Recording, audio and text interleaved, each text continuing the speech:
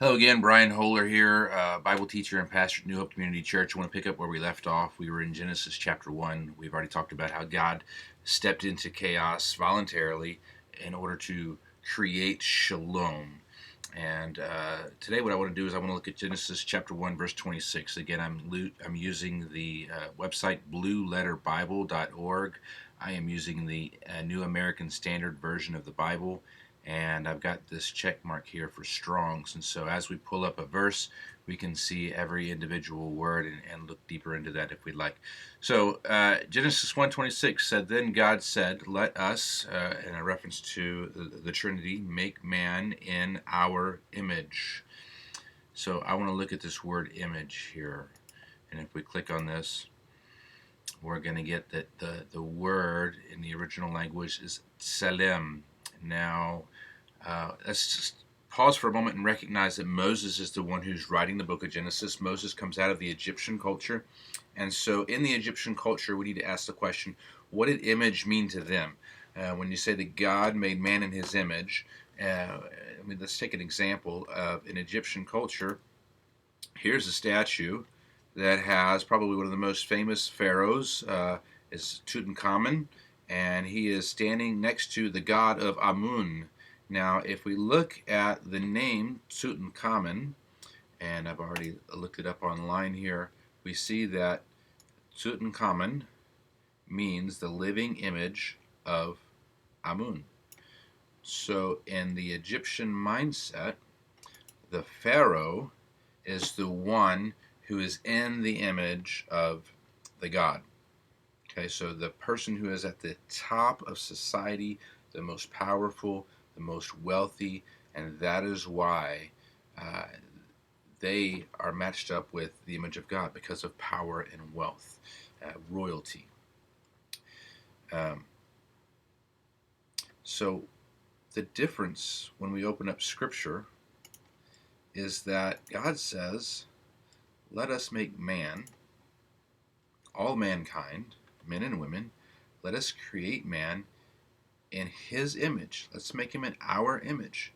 So there's a statement here that says that all men, mankind again, not just gender, all men are royalty. All men are made in the image of God. All men have value. All men have purpose. All men, all people have value. And so while it's stating an importance and a closeness to God for every person, it's also making a statement that all men are equal. Every person is made in the image of God. Not just the elite, not just the powerful, not just the rich. All people are made in the image of God.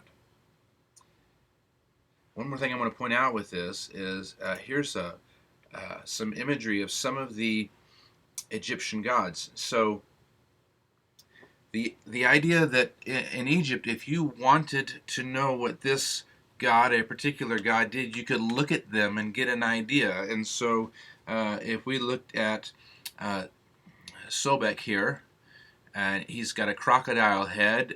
This is the god of the Nile. And so we have an idea by looking at them, what is it that they offer? What is that god like? This god over here, Sekhmet, is the goddess of the sun. And so we can look at the image and so, oh, this is something about that god. This god here, Tauret, is a female figure. It has breast. It has an extended belly. This is a mother god. It is the god of mothers. It is kind of a cross between a hippo, a crocodile, and a lion because there's a fierceness of this mother protecting her young. And so, again, you can look at the image and get an idea of what the God is like. God has told us in Scripture we're not allowed to make any images of Him because we are the image.